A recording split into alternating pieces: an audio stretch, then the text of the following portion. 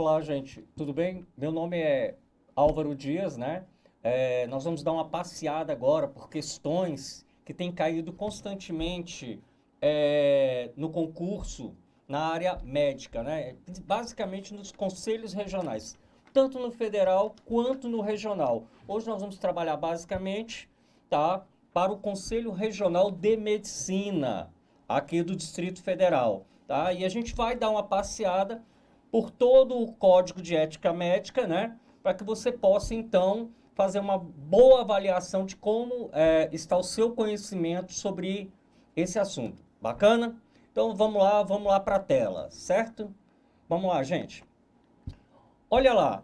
O médico, o item, a questão 1, o médico poderá recusar-se a exercer sua profissão em instituição pública ou privada onde as condições de trabalho não sejam dignas ou possam prejudicar a própria saúde do próprio médico ou do paciente, bem como a dos demais profissionais. Gente, atendendo agora, olha a ideia. O médico pode se recusar a exercer a sua profissão. Gente, isso é um direito do médico. Normalmente o que que se fala? O médico tem que garantir o princípio da vida, do atendimento. Mas nós estamos partindo nessa questão o que seja normal. O que seria normal então? Né? O médico não se recusar a fazer esse atendimento. Não é isso? Mas olha o detalhe da questão. Nós estamos trabalhando dentro da ótica que está tudo funcionando bem em conformidade. Então vamos ver aqui agora na tela o resultado da questão. Olha só. Essa questão ela parte das normas disseológicas. Caiu essa palavrinha lá na sua prova, você já sabe o que são regras disseológicas. Basicamente é aquilo que o médico tem o seu direito, ele se resguarda. Mas olha o detalhe, só são somente 10 dessas regras.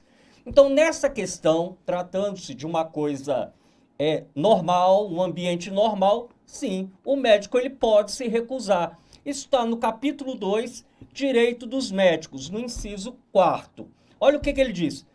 Que o médico pode, sim, recusar-se a exercer sua profissão em instituição pública ou privada, onde as condições não sejam dignas ou possam prejudicar a própria saúde ou do paciente, bem como dos demais profissionais. Nesse caso, é o único caso, ele deverá imediatamente comunicar sua decisão à Comissão de Ética e ao Conselho Regional de Medicina. Nós já vimos isso, ocorre às vezes quando? Quando se interdita um hospital. Nós tivemos recentemente aqui em Brasília o caso do Hospital de Ceilândia, que foi interditado, né, a parte dos recém-nascidos devido à infestação de piolho pelos pombos. Bacana? Então vamos voltar aqui. Tá comigo? Na questão número 2, pode decidir, o médico pode decidir em qualquer circunstância. Olha o detalhe desse código de ética. Em outras disciplinas, quando você está tão fechadinho, pode em qualquer circunstância, não pode nunca. No código de ética médica, muito cuidado. O médico pode decidir em qualquer circunstância, levando em consideração sua experiência e sua capacidade profissional, o tempo a ser dedicado ao paciente, evitando que o acúmulo de encargos ou de consultas venham a prejudicá-lo. Então, volta aqui comigo. Gente, o médico pode decidir em qualquer circunstância? Sim, ele pode. Levando em consideração sua experiência e sua capacidade profissional? Sim. O tempo a ser dedicado? Sim, gente. Por que isso? Basicamente, isso diz ao médico que é dever dele dizer quantas consultas ele precisa ou quantas vezes ele vai atender a esse paciente. Mas ele tem que ter o bom senso de só colocar o que for necessário. Nós vamos ver lá na frente. Por quê? Porque parte-se do princípio, dentro do Código de Ética Médica, que nunca poderá ser exercido como comércio. Gente, grava isso na cabeça. Medicina não é comércio. Então vamos ver agora aqui na tela a resposta. Olha só, continua nas normas disseológicas. Correto. Capítulo 2 do Direito dos Médicos, inciso 8º. Cabe e somente a ele, ao médico, decidir em qualquer circunstância, levando em consideração, é um recorte e cola da parte de cima, sim, sua experiência e capacidade profissional, a tempo e o tempo que será dedicado ao paciente, evitando que o acúmulo de encargos ou de consultas venha a prejudicá-lo. Então o médico ele não pode protelar, ele não pode inventar nada, exames, consultas, visando o quê? Tecnicamente, lucro, porque por se tratar da profissão de médico, sendo vetado expressamente a questão do comércio da medicina, tá certo? Vamos então para a próxima tela. Olha só, nesse aqui nós vamos tratar a questão número 3. O médico poderá, em casos excepcionais, participar direta ou indiretamente da execução de pena de morte? Gente, olha para mim. Nunca, né?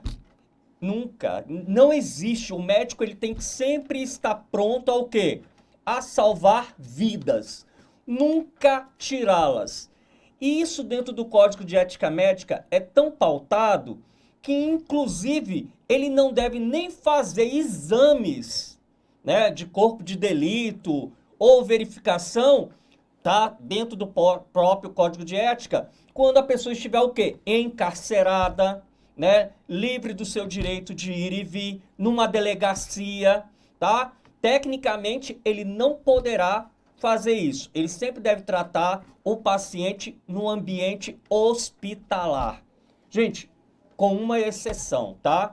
Todas essas regrinhas que a gente vai falar aqui, elas caem por terra quando aparecer na sua prova a questão de urgência ou emergência. Como eu falei anteriormente, o médico tem que salvar vidas. Nós estamos tratando aqui numa situação normal. Então eu pego um médico, uma pessoa se feriu dentro do presídio, ele dá assistência e leva embora. Tá certo? Mas aí, mais detalhes nas nossas próximas aulas a gente chega lá. Mas vamos ver aqui na tela agora o gabaritinho. Olha lá, errado. Está no capítulo 4 dos direitos humanos, que é artigo 29. Gente, sempre que aparecer essa palavrinha vetado aí na frente, fui eu que coloquei, tá certo? Porque em cima de cada um desses capítulos já começa, é vedado ao médico isso aqui. Mas não está no artigo 29 a palavra escrita é vetado, tá bom? Então, artigo 29, participar direto ou indiretamente da execução de pena de morte, tá certo? Isso aí também vale com a questão de abreviar a vida. Eutanásia não existe no conceito da medicina brasileira. Vamos lá para a tela de novo, para o nosso próximo item. 4.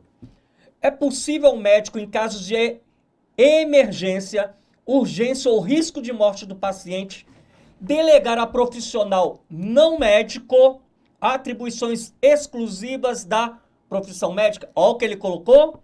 Não médico. Gente, enfermeiro não é médico. Técnico em enfermagem não é médico. Dentista também não. Então, quer dizer, em casos mesmo de emergência ou urgência ou risco de morte, ele não pode delegar a outra pessoa, tá? Ele deve atender prontamente, em cima, é lógico, daquilo que a sua capacitação lhe permite. Vamos ver então aqui o gabarito na tela. Olha lá, errado, capítulo 3, responsabilidade profissional. É vedado, né, o artigo 2, é vedado delegar a outros profissionais atos ou atribuições exclusivos da profissão médica. Tá? Depois eu vou ter que corrigir isso aqui, mas a gente corrige aí depois. Tá certo? Quer corrigir agora? Não? Então vamos para a próxima. Vamos para a tela? O médico poderá opor-se à realização de segunda opinião solicitada. Gente, detalhe, nunca. Uma das questões desse novo Código de Ética da Medicina é que ele determina o quê? Anteriormente, no código anterior, o médico poderia se opor, dizendo: Se eu acho desnecessário, se eu acredito na minha capacitação, então eu não vou deixar alguém ter uma outra opinião, né? Antigamente era assim, hoje não. Hoje o código diz que o médico tem que ouvir e atender, dentro das possibilidades, prontamente, tá? O desejo do seu paciente. Nós vamos ver mais à frente até uma questãozinha que pega muito. Então, o médico poderá opor-se à realização de segunda opinião? Nunca. Quando? Em hipótese alguma, tá? Se o paciente quis, ele assim o tem. Vamos lá para a tela, ver o gabarito? Então, vamos lá. Relação com pacientes e familiares, é o capítulo 5º, artigo 39.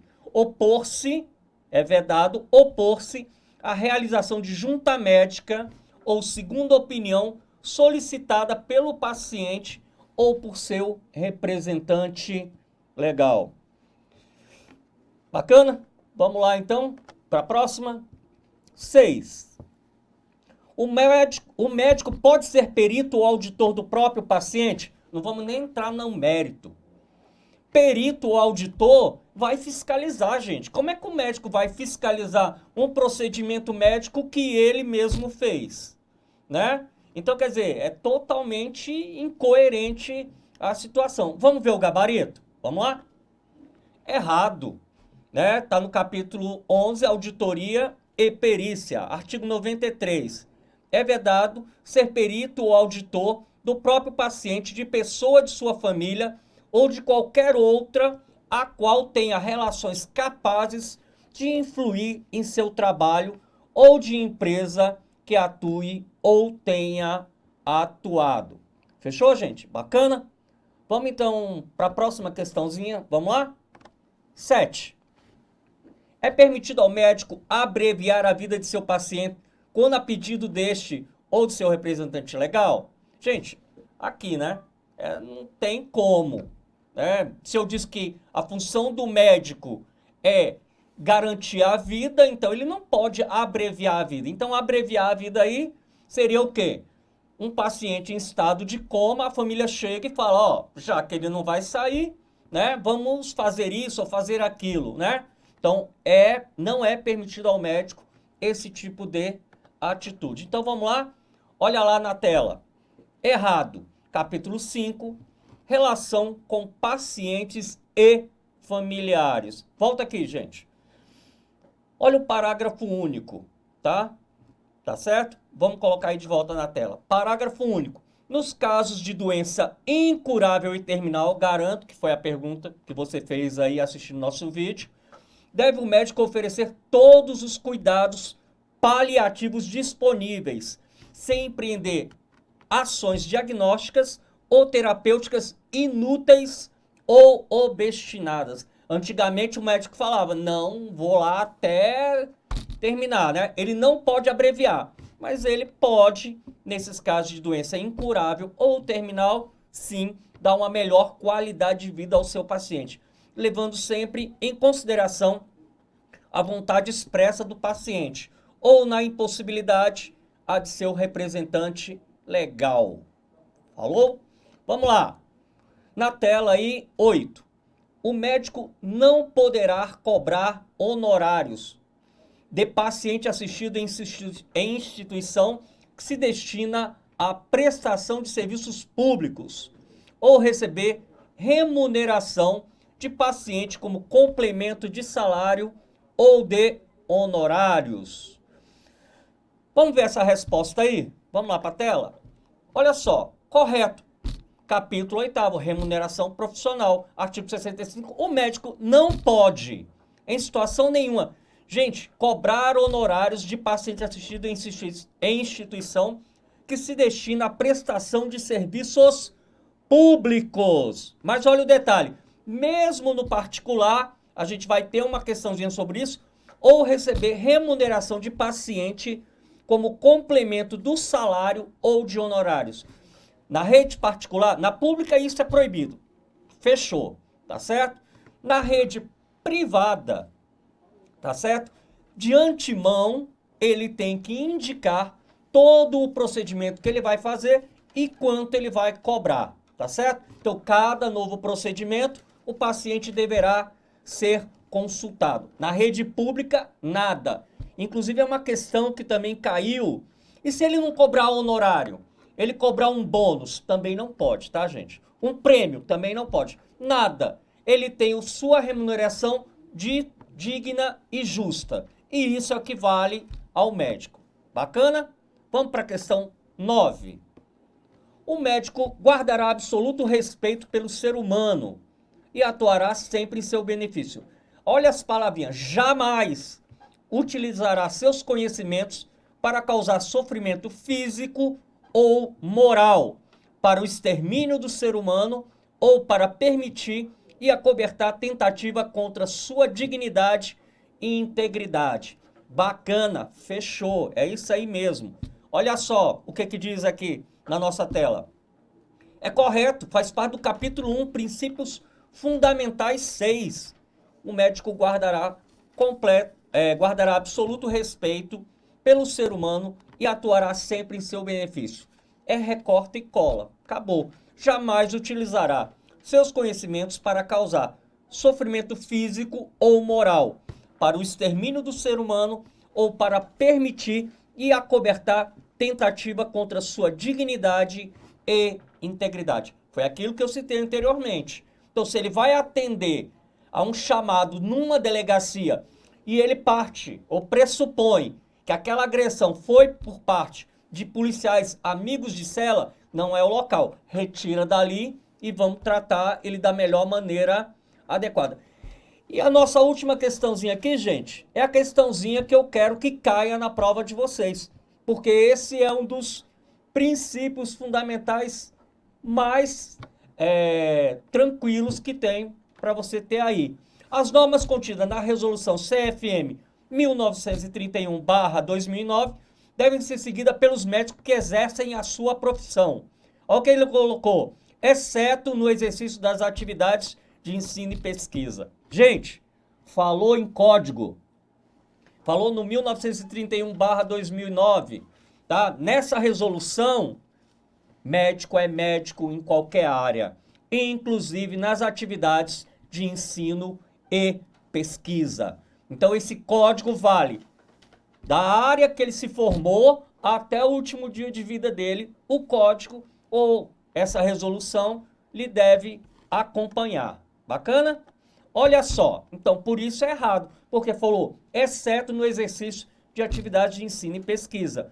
No preâmbulo 1, o presente Código de Ética Médica contém as normas que devem ser seguidas pelos médicos no exercício da sua profissão, inclusive nas atividades relativas ao ensino, à pesquisa, olha só, e à administração de serviços de saúde. Mesmo ele sendo diretor de um hospital, essa resolução cabe a ele, bem como no exercício de qualquer outras atividades em que se utilize o conhecimento advindo do seu estudo da medicina. Gente, espero que vocês tenham gostado, né? Isso aqui é apenas uma pequena parte que mais à frente a gente vai desenvolver outras questões com maior amplitude. Eu gostaria de chamar o professor Ronilson Mendes, né, o nosso coordenador de estudos, e ele queria dar uma palavrinha com vocês, tá bom? Muito obrigado, gente. Primeiro, pessoal, boa tarde. Eu sou o professor Ronilson Mendes, que vos fala comigo aqui, professor Álvaro Dias Mourão, né? Então, estamos aí fazendo aulões de véspera no Processos. Então, dia 14, se você vai fazer a prova para nível superior, nós teremos lá as matérias básicas. Quer ver? Coloca na tela aí para mim. Aqui, ó, aulão de véspera CRM. Então, você vai ter acesso a esse material. Na descrição do teu vídeo, você vai ter acesso a essas questões. Me colocando na tela novamente.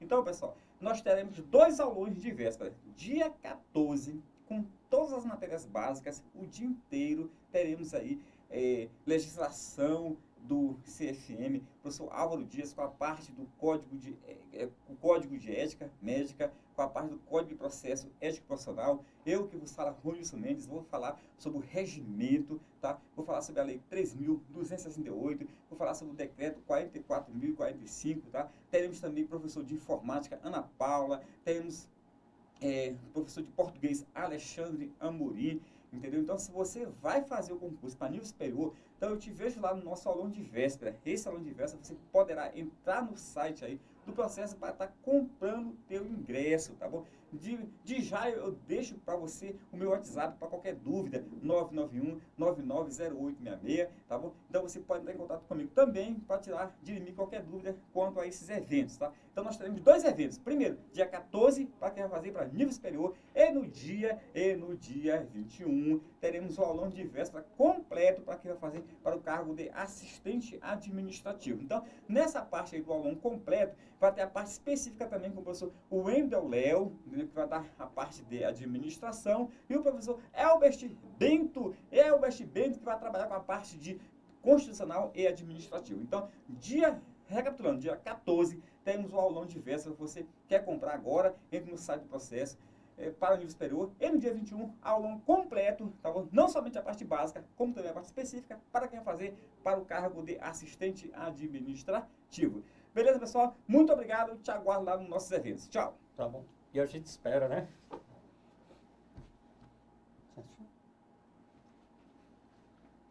Terminou. Deu quantos minutos aí?